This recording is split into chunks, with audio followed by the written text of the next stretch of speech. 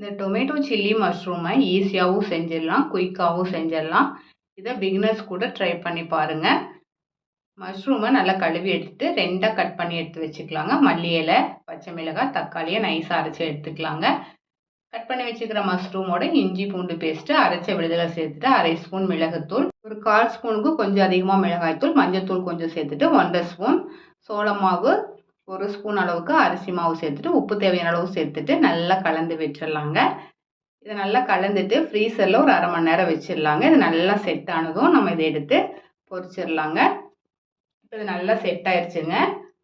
Oil வச்சுட்டு அடுப்பை medium ஃப்ளேமில் வச்சுட்டு நல்லா சூடானதும் இதை கிறிஸ்பி ஆகிற வரைக்கும் பொரிச்சு எடுத்துடலாங்க. குறைவான நேரத்தில் ரொம்பவே ஈஸியாக குயிக்காக செய்கிற ஒரு ஸ்டார்டர் ரெடி ஆயிடுச்சு. பிகினர்ஸ் கூட ட்ரை பண்ணி பாருங்கள். தேங்க்ஸ் ஃபார் வாட்சிங்.